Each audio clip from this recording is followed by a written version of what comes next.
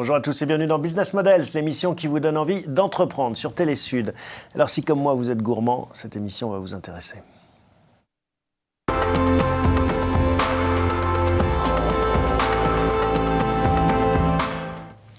Bonjour Youssef. Bonjour Thomas. Vous êtes le cofondateur de Meet My Mama. C'est quoi le concept de Meet My Mama? Alors Meet My Mama, c'est une entreprise qui a pour mission de révéler les talents culinaires de femmes qui viennent des quatre coins du monde, immigrés, réfugiés, expatriés. Et nous, notre job, c'est de leur donner le pouvoir de vivre de leur passion, de raconter leur cuisine, leur histoire et de créer du lien en entreprise lors d'événements traiteurs. Et alors, pour parler d'une actualité chaude et dramatique, quand on voit des réfugiés ukrainiennes qui arrivent en Europe, ça fait partie des gens que vous voyez déjà arriver, frapper à votre porte, ou c'est trop tôt? Alors c'est encore trop tôt pour qu'elles arrivent chez nous, chez Meet My Mama. Là, il va y avoir tout un travail par nos partenaires, organisations qui accompagnent les réfugiés, mais potentiellement oui, dès l'année prochaine, ça va être des profils qui vont frapper à notre porte, qui vont nous dire comment je me réinvente, comment je retrouve ma vie d'avant, et est-ce que je peux le faire avec Meet My Mama via ma passion, mon talent pour la cuisine. Ça va être une de nos réalités en 2023. On est dans un monde qui connaît beaucoup de chocs, la crise sanitaire, cette guerre. On pourrait parler de plein d'autres transitions, notamment écologiques. Comment est-ce que vous le percevez en tant que chef d'entreprise sur votre activité? En tant que chef d'entreprise, je pense que c'est le cas pour tous les autres chefs d'entreprise. On est aux premières loges. Ça fait partie de la passion, mais du boulot. C'est qu'on est, ce que je nous décris nous parfois comme des reporters tout-terrain, parce qu'on prend la réalité du monde telle qu'elle est et on doit s'adapter et construire à partir de ça. La spécificité, nous, chez Meet My Mama, c'est qu'on est à la fois sur le secteur de la formation, le métier de la formation et le métier du traiteur. Donc on touche à l'alimentaire. Et en fait, on est particulièrement concerné par toutes ces crises. La crise sanitaire qui a affecté notre service traiteur. Sur les 24 derniers mois, on n'a pu bosser qu'à peu près 6 mois. C'est pas beaucoup. Non. On a été aidé, mais ça n'a pas réparé. Il y a beaucoup d'acteurs qui ont mis la clé sous la porte, malheureusement. Ça, vous le voyez, parce qu'on disait beaucoup que finalement la France avait été très généreuse avec son quoi qu'il en coûte, en particulier dans le monde de la restauration. Vous dites qu'il y a quand même des dégâts. Il y a quand même des dégâts. Il y a des dégâts, on n'en parle pas parce que ceux qui avaient un petit trésor de guerre ont pu s'en sortir et ont pu être aidés. Nous, on a eu la chance, on a levé de l'argent, on était quand même suffisamment solide juste avant cette crise. Puis vous avez toujours les plus vulnérables, ceux qui sont récents. Je pense notamment aux indépendantes. Nous, on travaille avec la Mama, il y a beaucoup d'indépendantes. En fait, toutes ces personnes-là, si elles n'étaient pas dans une structure qui les rassemble, malheureusement, ça s'est arrêté au fur et à mesure. À propos de restauration, on voit qu'il y a un gros déficit humain actuellement. Beaucoup de restaurateurs disent se plaindre de la difficulté à embaucher, ne serait-ce que des serveurs. Ouais, c'est une vraie réalité. Et c'est une réalité à corréler avec les crises dont on vient de parler. La crise sanitaire nous a tous interrogés sur notre rapport au monde. La crise écologique, qui est quand même quelque chose d'important, nous ramène à notre rapport avec le vivant. Mais de là à abandonner son job. Absolument, parce que ces crises-là, même la crise, le conflit qu'on a aujourd'hui, les guerres, elles nous posent un défi, un enjeu, c'est comment chacun d'entre nous, on peut contribuer à la durabilité de la planète et de ses habitants. Donc forcément, il y a une histoire d'argent peut-être dans les métiers de la restauration, mais tous ceux qui sont dans le secteur savent que ce n'est pas qu'une histoire d'argent. C'est une histoire aussi d'utilité, de sens. Mais qu'est-ce que font les gens qui arrêtent leur métier? Est-ce que vous l'avez vécu aussi? Est-ce que vous avez des difficultés, vous, en tant qu'entrepreneur, à recruter en ce moment? Nous, c'est plutôt l'effet inverse. On a beaucoup de profils qui postulent chez nous parce qu'ils voient en Meet My Mama une réponse à leur quête de sens. Mais c'est un vrai sujet avec tous les chefs d'entreprise avec qui on échange. Et en fait, qu'est-ce qu'ils font? En fait, ils se questionnent, ils s'interrogent, ils se cherchent, ils cherchent le bon pied-à-terre pour mettre leurs compétences à profit. Mais c'est un vrai sujet qu'on a aujourd'hui en France. C'est-à-dire qu'en fait, ces crises remettent sur le devant de la scène ou au centre des interrogations des uns et des autres le sens de ma vie, pourquoi je travaille, pourquoi je fais ce que je fais. C'est ça l'idée. Absolument, on passe beaucoup de temps en entreprise. C'est quand même un endroit où on passe beaucoup de temps, on y dédie du temps, dans son énergie, son cœur, c'est quelque chose qui nous reste, ça fait partie de notre patrimoine, de notre identité pour beaucoup. Et en fait, on se dit, mais tout ce temps-là, je crois qu'il y avait une organisation qui s'appelle Ticket for Change qui avait dit qu'on passait 80 000 heures en entreprise. C'est un énorme capital temps qu'on y dédie aujourd'hui. Légitimement, les gens se disent, qu'est-ce que je peux faire avec ce capital temps? Mais c'était aussi un capital social, un capital Enfin, c'était une ouverture sur le monde. Hein. Ça nous a manqué quand on était confinés de ne plus voir ses collègues. Bah, ça nous a mis en péril dans quelque chose qui fait partie de notre humanité, le lien. C'est dur de créer du lien derrière un écran, confiné.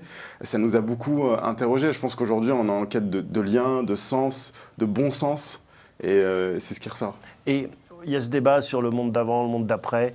Est-ce que vous, à l'échelle de votre entreprise, on ne va pas philosopher sur à quoi va ressembler la planète dans 5 ans ou 10 ans, mais est-ce que vous dites, bah voilà, notre entreprise, elle est impactée par toutes ces crises, par toutes ces transitions, et ça ne sera pas la même que ce qu'on aurait pu faire il y a 10 ans?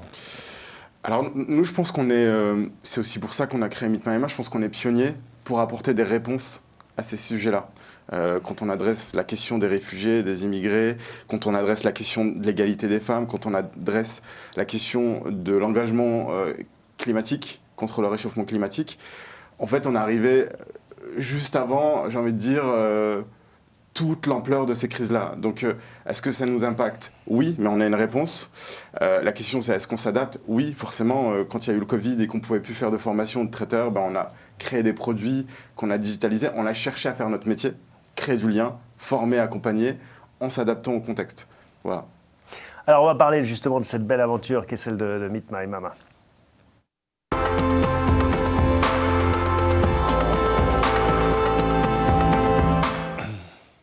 Alors Youssef, comment c'est né Meet My Mama? Ben, on l'a cofondé avec Donia et Lubna, mes associés, et ça part en fait de nos histoires personnelles. Je pense qu'on a eu cette chance, ce privilège d'avoir grandi en milieu populaire, mais aussi en milieu rural. Les deux vont parfois de pair, on l'oublie. Donc moi j'ai grandi en Auvergne et c'est pour des femmes comme ma maman en fait qu'on a créé Meet My Emma. Moi depuis tout petit, j'arrivais pas à mettre des mots avant, mais j'ai été marqué par des profils comme ma maman. J'ai grandi avec des femmes et des gens plein d'origines différentes. Et ces femmes, elles avaient la spécificité, c'est qu'elles avaient un vrai savoir-faire culinaire, et même c'est un patrimoine culturel qui est transmis souvent de mère en fille, de génération en génération, et qui se perd aujourd'hui. Qui se perd, vous diriez? Ouais, qui se perd aujourd'hui. On a un vrai enjeu de préservation de ce patrimoine culinaire. C'est-à-dire que maintenant, on fait des Deliveroo, on mange des pizzas, et du coup, on fait plus la cuisine? Il y a un peu de ça. En France, on a moins de temps pour cuisiner, peut-être un peu moins de passion. On a perdu un peu aussi le fil, le lien avec la matière, le produit brut, d'où les enjeux aussi écologiques. Et ces femmes-là, elles l'ont, pour beaucoup d'entre elles, nous, dans notre réseau, elles savent travailler la terre, elles comprennent comment c'est récolté, comment ça doit être cuisiné, comment c'est transformé. Et donc ça, ce savoir-faire, il était là, présent, on ne le voyait pas. Et donc moi, j'ai été marqué parce que je voyais ma mère cuisiner hyper bien, être en lien avec le vivant, prendre soin de ses enfants, mais rassembler, fédérer, et tout ça, elle le faisait avec son moyen d'expression, l'art culinaire. Et donc le constat, c'est de se dire comment on peut permettre à ces femmes de se rendre plus visibles et de leur permettre de vivre de leur passion pour la cuisine. Ça, c'est la première problématique qu'on essaye de résoudre. Et la deuxième, c'est comme elles ont des savoir-faire, du leadership, des compétences assez uniques, comment on fait des contributrices d'une société, d'une industrie alimentaire plus inclusive, plus durable et responsable. Pour faire simple, comment on leur donne une vraie mission de contribution à la société. Et alors, ça a démarré comment? Parce que ça, c'était le constat, vous vous êtes retrouvés avec vos associés sur cette idée. Ouais. Au début, moi j'étais de mon côté, Donia et Lubna étaient du leur. Et en fait, on avait deux idées similaires et on ne se connaissait pas, on s'est découvert sur les réseaux sociaux alors qu'on était en phase d'idéation. Plutôt que de faire chacun de notre côté, on a décidé de faire ensemble. L'union fait la force. Absolument, surtout sur un sujet ou des sujets comme ceux qu'on vit aujourd'hui. Et du coup, on a commencé à travailler avec nos réseaux, on nous a connectés avec une première mama, Nita, qui était une réfugiée sri-lankaise. Et en fait, on a démarré en se disant on n'a pas de moyens. On n'a pas de cuisine, on n'a pas de sous. Et donc on s'est dit qu'est-ce qu'on fait? En fait, on est allé voir des restaurateurs qui fermaient le soir ou le week-end. On leur a dit coucou, c'est nous, on voudrait faire ça. Est-ce que vous pouvez nous mettre à disposition votre établissement pour au moins un soir? On a fait un événement où on a fait des demandes d'invitation sur Facebook. Et là, dès le premier jet, une quarantaine de personnes qui s'inscrivent. Et l'histoire démarre. Parce que c'est une chose d'être une maman et de bien nourrir sa famille, mais de là à nourrir 40 personnes, à faire la cuisine pour 40 personnes, il y a un changement d'échelle, c'est pas donné à tout le monde. Absolument, parce qu'au début, 40 personnes, c'était beaucoup pour nous. Aujourd'hui, on considère ça comme un petit volume. Aujourd'hui, on fait des prestations pour 1000, 2000, 3000, 5000 personnes. Donc, on travaille avec 1500 entreprises. Mais en fait, très tôt, ce qu'on a compris, c'est qu'on voulait les emmener le plus haut et le plus loin possible, mais que pour ça, il fallait les former et les accompagner. D'où l'idée de marcher sur ces deux jambes, formation et puis le cœur du métier qui est le traiteur. Absolument. Donc vraiment, notre job, c'est vraiment de faire tomber tous les freins qui empêchent ces femmes de vivre de leur passion. Donc on a développé tout un panel de services, garde d'enfants, partenaires avec des assureurs, avec des banques, etc. Il y a tout pour elles, pour qu'elles puissent s'épanouir, et de la formation pour qu'elles développent des compétences. Vous définiriez comme une association ou une entreprise? Je nous définirais comme un écosystème d'activités qui donne le pouvoir à des femmes de vivre de leur passion. Et dedans, on y met les véhicules juridiques dont on a besoin et qui nous sont mis à disposition par le législateur. Ça peut être une association, une entreprise, un organisme de formation et peut-être demain une entreprise d'insertion. Donc on va en fonction de ce qu'on a à notre disposition. Mais ça reste quand même à but lucratif, on dirait. C'est-à-dire, le but, c'est quand même de développer une marque, développer un business. En fait, le but lucratif, et c'est là qui fait la spécificité de Meet My Mama, il a un but social. C'est qu'en fait, aujourd'hui, ce qu'on va gagner, on va chercher à le reverser dans les actions de formation ou d'accompagnement socio-professionnel. Donc en fait, on va un peu, l'expression, on va un peu hacker certains principes du capitalisme, par exemple, pour en chercher le meilleur, et derrière, redistribuer les richesses, la valeur ajoutée, pour parler en langage économique, à des fins de sens, d'impact. Donc l'idée, c'est de redistribuer pour qu'on puisse former, accompagner, notamment des profils de femmes qui n'ont pas les moyens de se payer nos formations. En termes de chiffres, alors Meet My Mama, maintenant, c'est quoi? Combien de personnes formées par an? Combien de clients? Vous avez dit 1500 entreprises. Ouais, on a 1500 entreprises clientes et c'est génial parce que c'est nos partenaires. Elles ont pris le sujet, elles se sont appropriées pour nous aider dans notre mission. Aujourd'hui, c'est 25 collaborateurs, Meet My Mama. Et pour parler en termes de chiffres, côté Mama, il y a déjà près de 2000 femmes qui ont frappé à notre porte. Donc on n'a pas été en capacité de toutes les accompagner. Aujourd'hui, on en a accompagné à peu près 10% de son profil, qui ont déjà suivi un de nos parcours de formation ou qui ont réussi à dégager un revenu via notre plateforme traiteur. C'est rentable? C'est rentable sur la partie traiteur. On doit encore trouver notre modèle économique sur la partie formation et accompagnement socio-professionnel. Encore plus parce qu'on a beaucoup de profils qui frappent à la porte. Moi, mon sujet aujourd'hui, c'est comment je fais pour accompagner les 2000 profils qui ont frappé à la porte et m'y retrouver économiquement. Parce que si je ne m'y retrouve pas économiquement, c'est tout l'écosystème Bien sûr qu'il y a un danger. Qui est en danger. Et alors justement, sur quels critères vous sélectionnez les profils, ceux qui scellent? Parce qu'il y a des hommes peut-être aussi? Alors aujourd'hui, il n'y a pas d'hommes, il y a des femmes parce qu'on a décidé de se concentrer sur ce public-là et les freins sont tels que ça demande déjà un énorme boulot. Donc alors celles que vous sélectionnez, c'est sur quels critères? Qu'est-ce qui permet de rejoindre cette aventure? D'abord, ce sont des femmes. Il n'y a pas de critère d'âge. Le deuxième critère qui est vraiment important, c'est la passion. C'est qu'on veut vraiment des personnes qui sont passionnées et qui se disent « la cuisine, c'est ma vocation ». On concrétise des vocations. On parlait tout à l'heure de ce qui se passe, de la crise de recrutement dans les métiers de la restauration. Il y a une histoire d'argent, il y a peut-être une histoire d'horaire, mais il y a d'abord une histoire de vocation. C'est un métier de passionné, la restauration. Être chef, c'est pas pour tout le monde. C'est dur, donc il faut vraiment se l'approprier. Donc il y a la passion, on va derrière faire tout un diagnostic aussi socio-professionnel. Est-ce que c'est le bon moment pour tel ou tel profil pour entreprendre, etc. Quitte à mettre en stand-by. Et donc là, on va avoir les principaux critères. Après, il y en a d'autres. Est-ce qu'elle parle français? Est-ce qu'elle parle pas français, etc. Mais ça, c'est des critères secondaires, parce que derrière, on va orienter nos parcours en fonction du niveau de langue, etc. Donc vous visez une clientèle d'entreprise principalement. Ah oui, alors on voit quelques images, là, on peut peut-être les commenter, je ne sais pas si... Là, c'est c'est la dernière cérémonie de diplomation. Donc c'est les mamas, une promo d'une dizaine de mamas qui a suivi notre parcours avec notre école, la Mama Academy, et qui arrive au bout. Et pour cette diplomation, on a eu la chance d'avoir Elisabeth Moreno, secrétaire d'État, chargée à l'égalité des chances, qui est venue directement faire un discours auprès de ces femmes-là et leur dire à quel point notre monde a besoin d'elles. Bien sûr. Un mot sur les ambitions ou les projets que vous pourriez nourrir, sans jeu de mots, avec cette entreprise, cet écosystème. Vous adressez aux entreprises, on pourrait imaginer des particuliers, un marché de particuliers, c'est-à-dire Ouais. un système de dark kitchen un peu, ou des choses comme ça?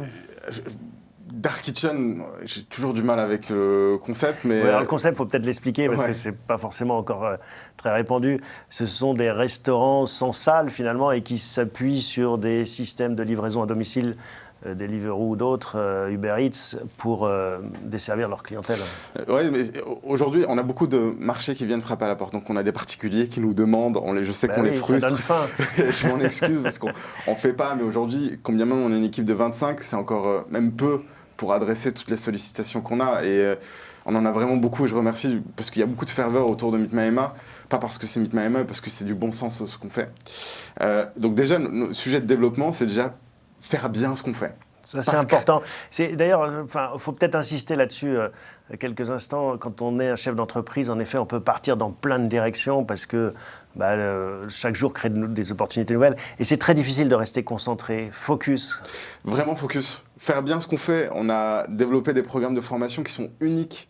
On a développé une compréhension de ce public-là qui est unique. On a développé un traiteur qui rivalise avec les meilleurs, avec des maisons qui sont là depuis 2 siècles.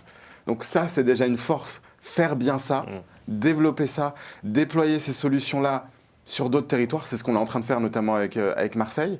En fait, c'est déjà beaucoup. Et si on fait ça bien, moi, je serais ravi. Avant de partir sur de la diversification à tout champ. Non, on ira là où on a besoin de nous.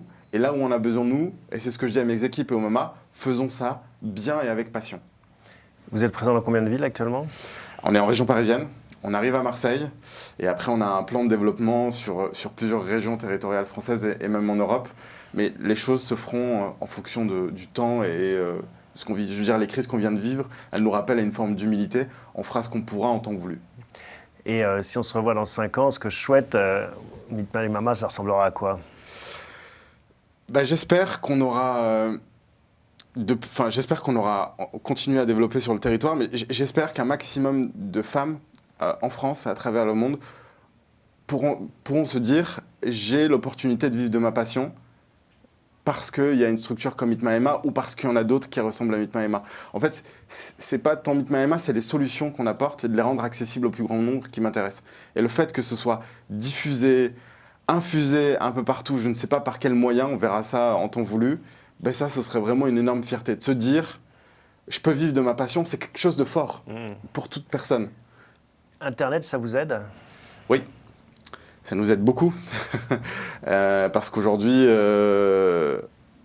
on vit avec Internet, on échange avec Internet, on se lie avec Internet. Ça ne fait pas tout. Ça fait pas tout.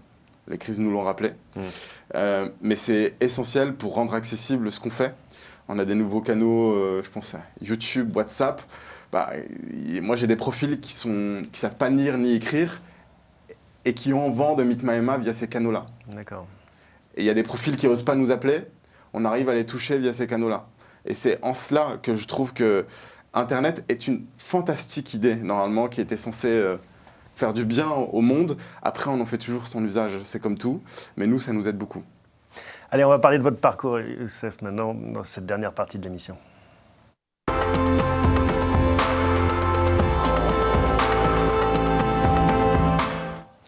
J'imagine que votre maman est fière de vous? J'espère, oui. Je pense qu'elle l'est. Ouais, je l'ai encore eu au téléphone hier. Ouais. Elle fait partie de l'équipe ou pas du tout? Non, elle n'est pas dans l'équipe. Elle est entre la France et le Maroc. Par contre, elle est hyper impliquée. Elle regarde tout, elle commente tout. Elle me donne beaucoup de matière pour comprendre spécifiquement le public qu'on accompagne. Beaucoup d'anecdotes sur ce qu'elle a pu, elle, vivre quand elle est arrivée en France. Sur des freins invisibles que même moi... Par exemple la considération. Vraiment, le fait que quand vous arrivez dans une autre culture, mais ça peut être pour tous, qu'on voit dans notre pays, quand bien même on fait tous les efforts du monde, il peut y avoir des jours sans, où on n'arrive pas forcément à mettre des mots sur ce qu'on ressent, sur ses idées. On se sent pas considéré parce qu'on ne comprend pas ce qu'on veut dire. Et ça, émotionnellement, en fait, on peut le comprendre, rationnellement, on peut le comprendre. Mais ce qui se passe à l'intérieur, ce que ça détériore comme confiance en soi à l'intérieur, c'est difficile à capter. Et c'est sur ça qu'elle me transmet beaucoup de choses, ma maman.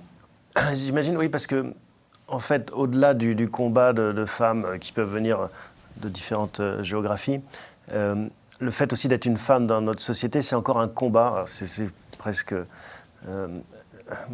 drôle de dire ça, mais c'est vrai que beaucoup de femmes, même bien intégrées, se battent pour la parité, l'égalité des droits, la reconnaissance et avoir le sentiment de ne pas être traitées pareil. C'est un non-sens. C'est un non-sens. Je le vois particulièrement dans l'industrie dans laquelle on est. On a 90% des chefs qui sont encore des hommes. Oui, c'est un métier très très masculin. Oui, qu'on a rendu masculin. Ce qui est fou d'ailleurs, parce que, en effet, on a tous des mamans qui cuisinaient plus que des papas. Tous les chefs qui sont des amis, qui sont là dans notre écosystème, quand vous leur posez la question, notamment à ceux qui sont visibles, qui t'a inspiré? Ils vont vous dire ma mère, ma grand-mère. Mais c'est une réalité qui est un peu taboue, c'est qu'on a masculinisé le secteur de la restauration. D'ailleurs, on appelle ça chef. Absolument, on l'a militarisé. Et pour l'anecdote, des initiatives comme Meet My Emma, ça existait avant. Ça s'appelait par exemple en France les mères lyonnaises. Ça existait au 19e. Donc voilà, on faisait découvrir de nouvelles chefs. Ouais. Donc bon, ça a donné la mère Brasier, qui a recruté beaucoup. Il y a eu des mères célèbres, absolument. Exactement, donc c'était présent en France. Avant cette expérience d'entrepreneur, vous veniez d'où, Youssef? C'était quoi votre parcours? Alors moi, j'ai grandi en Auvergne. Je suis un Auvergnat. Je me destinais pas du tout à l'entrepreneuriat. Non. Pour être transparent, moi, je voulais être reporter de guerre. C'est vraiment ce que je voulais à la fin de mon bac. Donc j'ai fait un bout de fac d'histoire. Ce qui n'a pas abouti. Derrière, je suis parti en école de commerce, mais j'avais toujours, je pense, l'idée de me confronter à la réalité du monde. Et c'est ce que je retrouve aujourd'hui en tant que chef d'entreprise. Il y a un vrai côté reporter dans le fait de monter sa boîte et de vivre avec son temps. Ouais, et puis terrain aussi. Terrain. Et quand on est sur des zones de conflit, enfin, les qualités militaires, c'est aussi de savoir prendre des décisions, d'avoir une stratégie, une tactique. Ça demande ça, mais ça demande aussi de fédérer, de rassembler, de ne pas se raconter des histoires, d'écouter ce que dit le terrain tel qu'il est et pas tel qu'on voudrait le voir. De valoriser, de construire avec ce qu'on a et pas avec ce qu'on adorerait ou ce qu'on rêverait d'avoir. Tout ça, c'est des choses que j'adore, quoi. Et qu'est-ce que vous avez appris comme leçon entre l'école de commerce, les bancs de l'école de commerce et la réalité du chef d'entreprise? L'humilité. Chef d'entreprise, c'est l'école de l'humilité. Vraiment. Parce qu'on ne maîtrise rien. Je le dis avec beaucoup de sincérité. Et beaucoup d'humilité. Vraiment, on ne maîtrise rien. En fait, nous, on initie. On initie des choses, on a des idées, des choses, mais derrière, il faut être suivi, il faut que les personnes se l'approprient. Donc vraiment, les équipes, les mamas, les fournisseurs, les partenaires, c'est un grand tout ça. Vous avez trouvé des recettes, justement, pour créer ce leadership? Je pense que dans le monde dans lequel on vit, il faut fixer une mission et une vision à ce qu'on fait. Combien même on ne sait pas comment on peut l'atteindre, mais vraiment fixer des objectifs qui ont du sens. Nous, notre mission et notre vision, elle est placardée partout. C'est vraiment la mission révéler les talents culinaires de femmes du monde entier pour leur donner le pouvoir de vivre de leur savoir-faire. Donc les mots sont choisis et la vision, c'est rendre l'industrie alimentaire et la société plus inclusive, durable et responsable. Ça, en fait, quand vous décrivez ça, que ce soit à un tiers, à un partenaire, à quelqu'un qui postule chez vous, ça vous dit où on veut aller. Il y a l'objectif, il n'y a plus qu'à y arriver. Exactement. On aime bien évoquer des modèles qui peuvent inspirer. Alors, on a compris que votre mère en était un. Est-ce qu'il y en a d'autres? J'ai toujours du mal à répondre à cette question. Ça peut être non à la réponse. Non, pas que personne ne m'inspire. Bien au contraire, c'est que je trouve de l'inspiration chez tout le monde. C'est très sincère. J'ai pas d'autres mots pour décrire cette sensation. Donc, ça peut être ma maman, mon papa, ma famille, mes collaborateurs. Vous êtes une éponge, vous diriez? Ouais, je pense. Ça peut être tous les entrepreneurs que je vais croiser, mais je trouve que de l'inspiration partout, pour le coup. Donc vous butinez finalement. Absolument. Et vous dites, tiens, ça c'est pas mal ce qu'il fait, lui, elle, et je vais m'en inspirer dans ma vie. C'est une belle expression, je suis une abeille qui voilà, butine une abeille. Et qui pollinise. Plus qu'une éponge, c'est plus joli. Ouais, c'est vraiment ça. D'accord, et c'est comme ça que vous faites votre miel. Absolument, j'essaye en tout cas. Non, mais c'est déjà un succès. Et puis on vous souhaite le meilleur pour la suite. Vous viendrez, j'espère, nous raconter les prochains épisodes de cette aventure Meet My Mama. Avec grand plaisir. Merci Youssef d'avoir partagé en tout Merci cas Thomas. Ce témoignage. Merci à vous tous de votre fidélité. On se retrouve la semaine prochaine pour un nouvel épisode de Business Models.